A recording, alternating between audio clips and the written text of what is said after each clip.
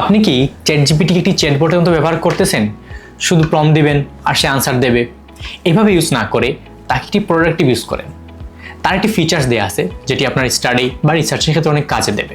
তো চলেন ওই ফিচার্স সম্পর্কে আজকে একটু ট্রাই করে দেখি আমরা কিভাবে কাজ করে। তো শুরুতে আমরা চ্যাটজিপিটির কাছে গেলাম, গিয়ে বাম পাশে যে স্লাইডার দেওয়া আছে ওই স্লাইডারে এখানে একটা প্রজেক্ট অপশন দেওয়া আছে।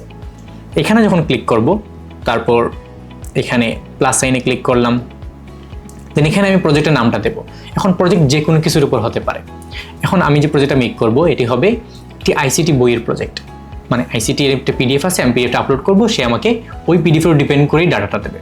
তো আমি এখানে নাম দিলাম আইসিটি, তারপর ক্রিয়েট প্রজেক্ট। যেখানে সোর্স দেওয়া আছে সোর্সে ক্লিক করব, ক্লিক করার পর এখানে এড সোর্স, দেন আমার যে পিডিএফ, এখন আপনার কাছে পিডিএফ থাকতে পারে, টেক্সট থাকতে পারে বা ড্রাইভে যে কোনো কিছু থাকতে পারে, আপনি এটা আপলোড করবেন এখানে।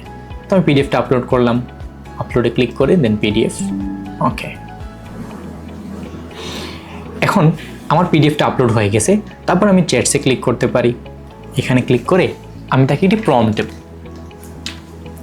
তো দেখেন আমার যে ডাটা ছিল, আমি ডাটার উপর ডিপেন্ড করে একটা প্রম্পট মেক করছি। এই প্রম্পটে আমি তাকে বলে দিছি সে কী দেবে, কীভাবে দেবে এবং সে কী দেওয়া উচিত। সেখানে দেখেন আমি তাকে বলছি যে প্রশ্নগুলো দেবে, সাথে প্রশ্নের ব্যাখ্যা সহ সে আমাকে দেবে। তারপর এন্টার প্রেস করলাম।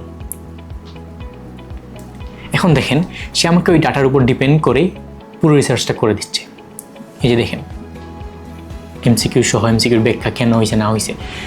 সো এআইকে চ্যাটবটের মতো ইউজ না করে একটি প্রফেশনাল গাইডের মতো ইউজ করেন। প্রজেক্ট মেক করেন, প্রজেক্টের ডাটা আপলোড করেন, সে ওই ডাটার উপর ডিপেন্ড করেই আপনাকে রেজাল্ট দেবে। তো এখন আপনার স্টাডি বা রিসার্চ হবে একটি প্রফেশনাল।